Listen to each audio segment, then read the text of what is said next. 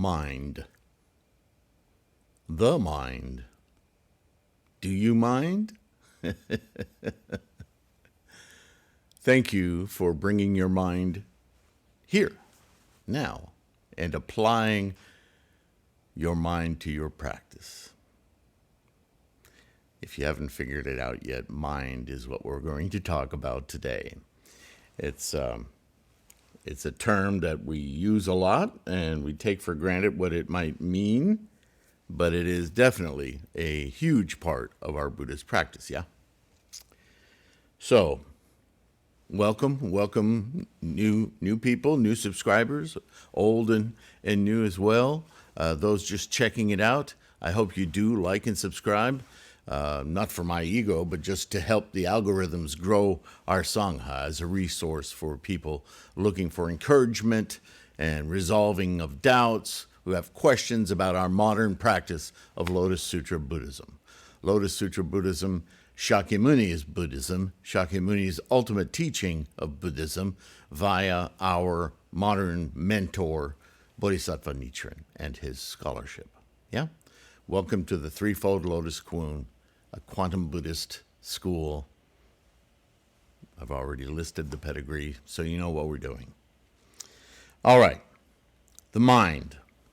Namo Myoho Renge Kyo, Namo Myoho Renge Kyo, Namo Myoho Renge Kyo. I would identify the mind as the nexus of potential into instantiation. But let's see. I looked at different resources online and so forth, looking for terms, and boy, it sends you all over the place. So I've got these four key terms: sentience, which people would argue, well, sentience, that's really consciousnesses. But where do those consciousnesses occur? Do they occur in the brain? Do they occur in the mind? So hold on. 2, the observer of experience. The mind as observer of experience. Now that hones it in a little more, right? And certainly for our Buddhist practice, that's the way we look at the mind. It is the observer of experience. Experience, not an organ, right? It's of the body, but it's not the body. Although the body has a consciousness, several, those sense organs lead to consciousnesses, but they're not experienced in the body.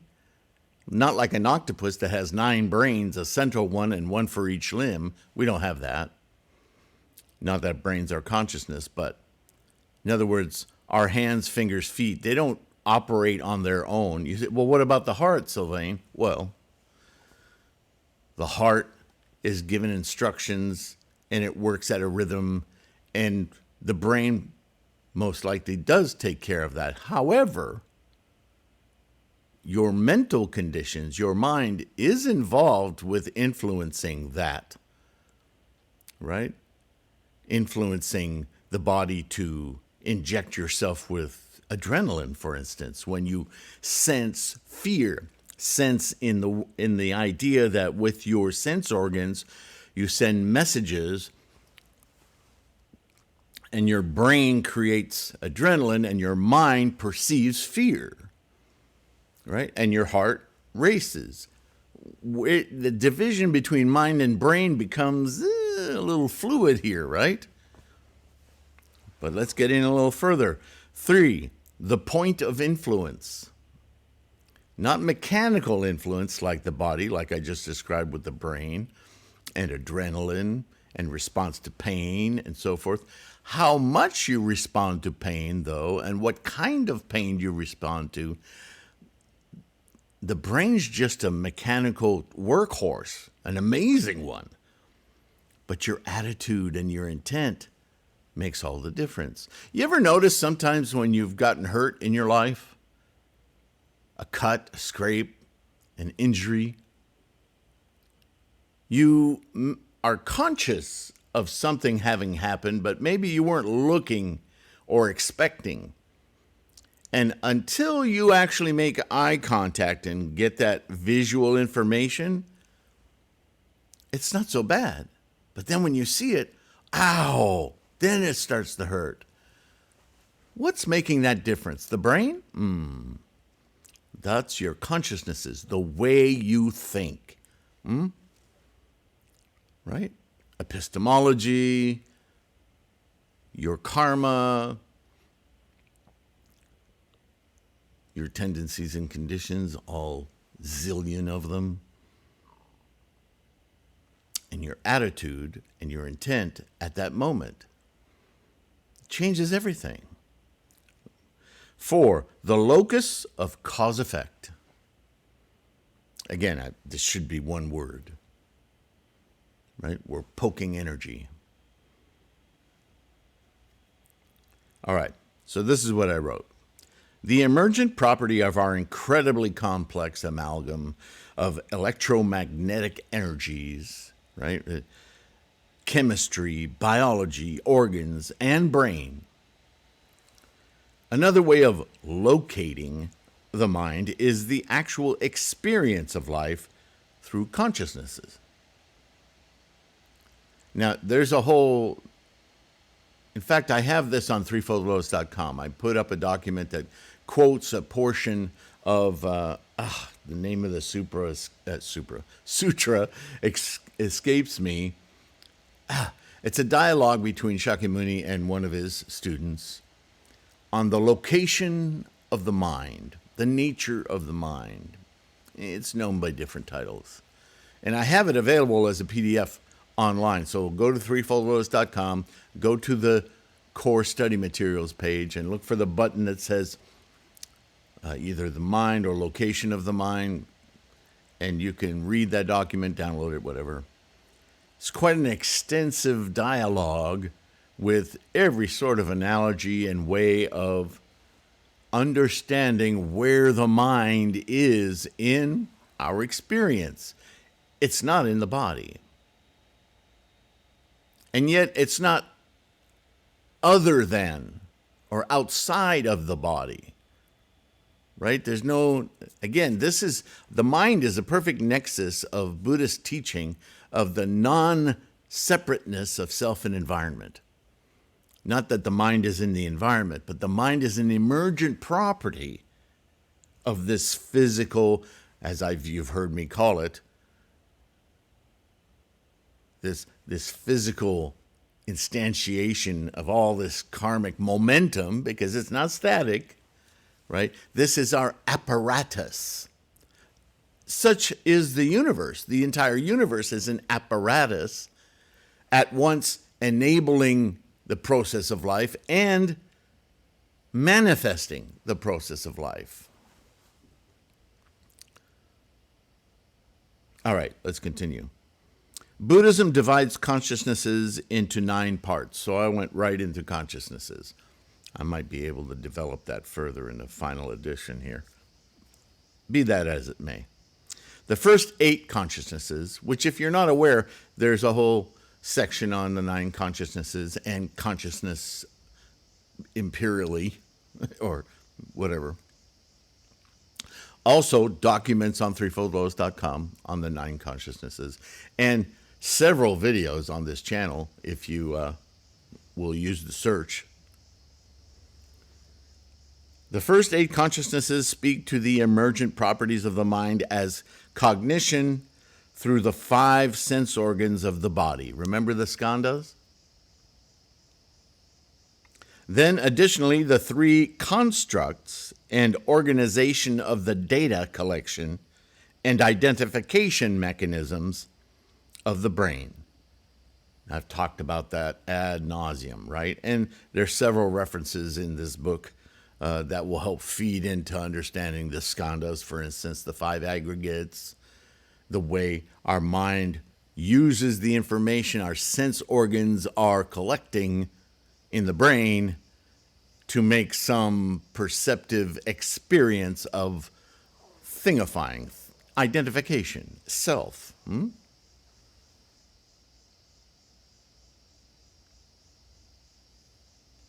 These 8 consciousnesses define our intimate experience of self and environment and define our samsaric experience with foundations of craving and possession, because that's a result of the act of identification. You crave to keep it, you own it, possession. Even if that's not consciously what you're thinking, that's what we're doing. Our subjective mind, in other words, the mind that thinks all of this identifies me. See, that's a small step to the life is happening to me, the universe is happening to me. That's the exact incorrectness that Shakyamuni constantly identifies as our source of suffering. So, how do we change that? The 9th consciousness is Buddha. And I think it's in the video on Wu Ji to You and Me, where I sketch out the 8 consciousnesses, and then the 9th, the deepest, the most profound consciousness, when we invoke it, it actually wraps around the entire collection of consciousnesses, influencing, purifying all of them. This consciousness can be interpreted as our experience of experience. Right? There's the experience, subjective, physical, samsaric, and then there's the experience of experience, that detached viewer.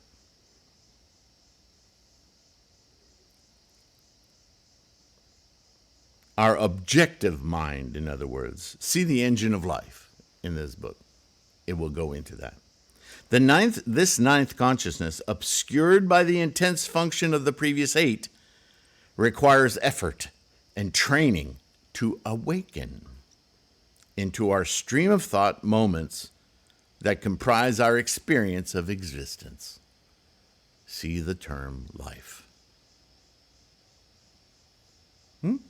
It's kind of like, I don't know, it's like focusing the lens of a video camera or a still camera, whatever. You can see all this light information, but when you finally focus it, zoom, everything becomes crisp and clear, you know? So, yeah, not a big, long description. Actually, the mind is such an obvious presence in our experience. Oops, something happened to the sound at this point. It's the first time that's happened where I've lost the entire soundtrack. I hope that doesn't happen anymore. Anyway, as I was saying about the mind, if we search to define what we mean in Buddhism about the mind, well, you'll end up studying all of Buddhism. If you're really interested, please look up that document I referenced on threefoldlotus.com of this dialogue between Buddha and a student on the nature of mind.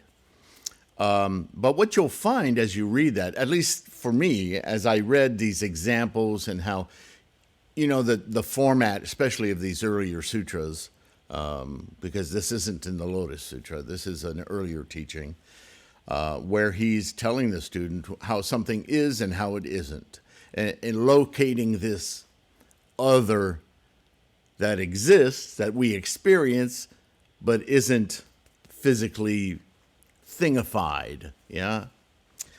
And what I found myself as I read it was a lot of the same discussion, how shall I say it, his examples, his analogies, mirrored quite closely many of the experiences that he defined in the Avatamsaka Sutra, his first teaching, the Kigan Sutra, if you will, a voluminous teaching that he only taught for a couple of weeks before he understood that he hadn't prepared his students to understand what he was talking about. And in the Avatamsaka, what you'll read is a lot of extensive descriptions of how every particular sense of experience of the mind of life just extrapolated out to so much more granularity and precision and amazingness.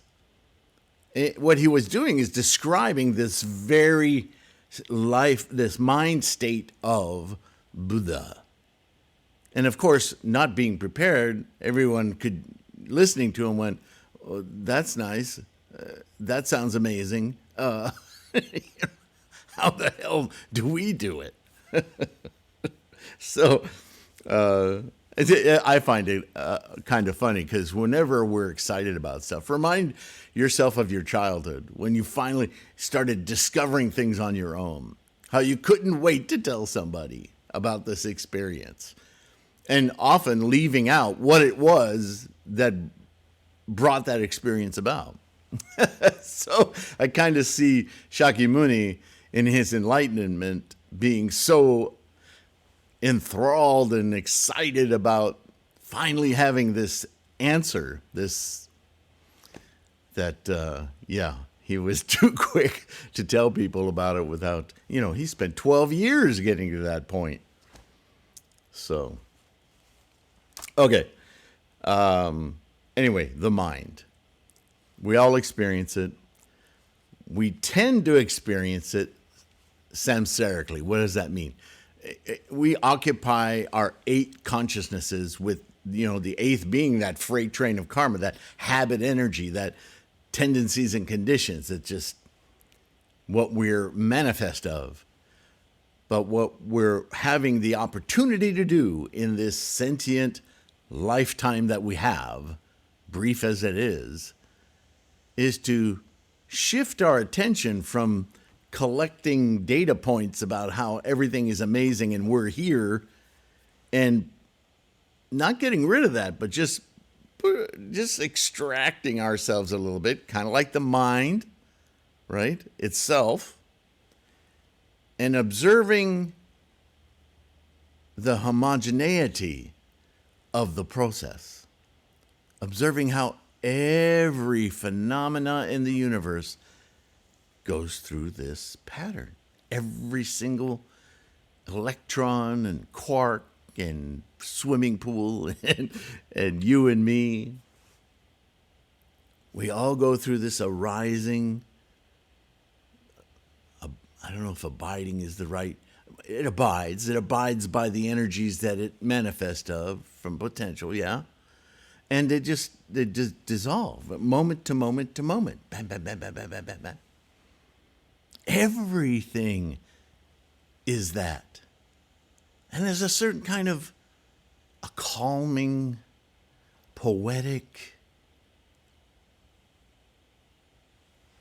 one-to-one appreciation. This is where we develop our compassion in Buddhism, yeah? Without a sentient mind, none of that. So yeah, the mind is the very substance of Shakyamuni's teachings. It's where Buddhism exists.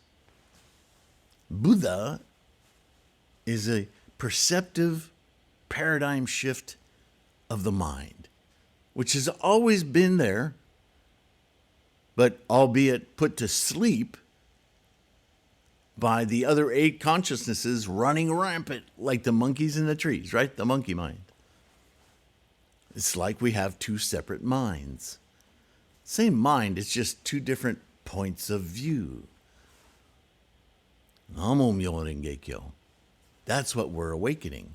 That point of view that it's very securing. Because you're not separate from the universe. You're not separate from life. Everything is life. And you're a container of it, interacting with it. Permeative. I made up a word. We don't have a hard border between self and other. That's our samsaric mind identifying that border. With Buddha mind, that border melts, goes away, and we become integrated with all of life. How immense is that? If you're not sure how immense that is, read the Avatamsaka. You'll need some patience. It's a long-winded book. But it won't take long before you get into third, fourth, fifth chapter and you start to really understand how he develops the taste, the tongue. He goes on and on and on. It's as bewildering as it is fascinating. Anyway, thank you for your practice. Thank you for doing this. Yes? Don't forget, take a brief moment, like and subscribe. It's a bodhisattva effort to grow the Sangha. So thank you for that. And if you can, and they're useful, get an ebook on threefoldlotus.com, right? It'll go to Lulu, but not all of those ebooks are listed on Lulu, which I'm using mostly as a print book source, yeah? But, the cost of printing and shipping these days, especially many of you are out of the United States, so the ebook's much easier for you to access. So that's why I finally got around to doing that. I don't know why I didn't do it sooner, but thank you for whoever of you suggested that, or maybe I did, I don't know. But anyway, no, I think one of you did. I remember who now. Thank you. Yeah, and the free resources on threefoldlotus.com, there's tons of, on the core study materials, there's got to be 100 links there of just basic, questions from why do we chant and what is Myoho Renge Kyo. They're documents you can read at your leisure. And you can use these, there's hundreds and hundreds of videos on this channel. If you learn how to use the search on the home page, you can use keywords and get subsets so you don't, it's impossible to go through all those titles and know what you're looking for. But with the search, that's very helpful, yeah? Like, for instance, that discussion on the nature of the mind. But there's a document on Threefold Lotus. You can read quotes of the exact sutra I'm talking about and dive into that if you like. There's a lot in this book that if you jump around on the engine of life and consciousness and 9 consciousnesses, it's all in here too, in nice wrapped up little chunks. At least that's what I'm trying to do, so you don't get lost in it, because Buddhist study can sometimes seem like an endless body of water, yeah?